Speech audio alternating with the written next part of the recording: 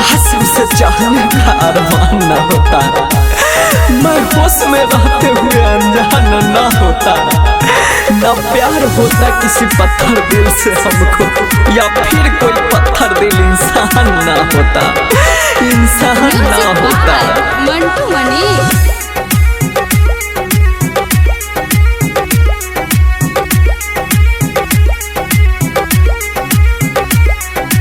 कलही नैनी मन कहाँ गे पगली, कलही नैनी मन कहाँ, कलही नैनी मन कहाँ गे पगली, कलही नैनी मन कहाँ।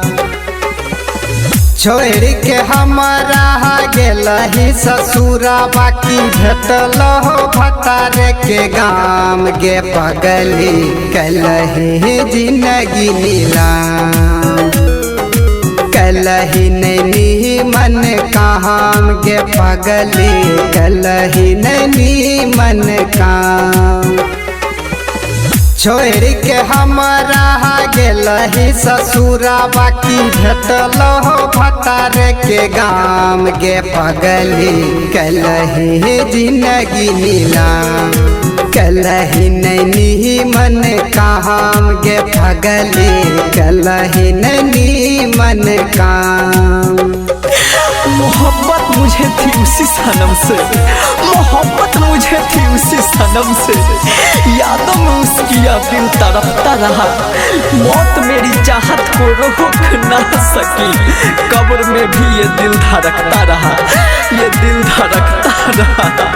खाए रही हमारे संगे ओसरा पगे, ध्यान रहो तो हर छौड़ा दोसरा पगे, खाए रही हमारे संगे ओसरा पगे, ध्यान रहो तो हर छौड़ा दोसरा पगे।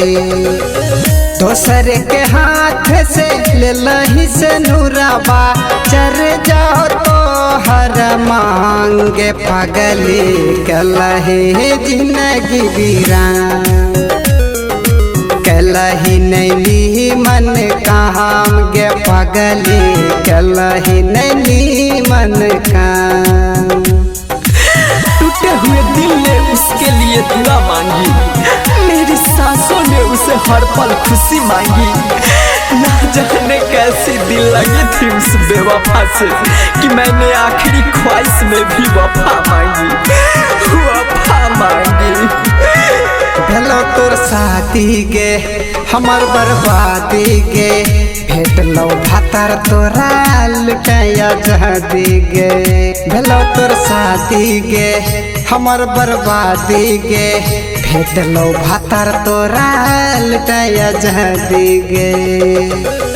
राइटर महेश महनोज मार्शल आनंद मोहना प्रदीप हार के, कलही जिंदगी वीरान के पगली, कलही जिंदगी वीरान, कलही नैनी मन कहाँ गे पगली, कलही नैनी मन कहाँ।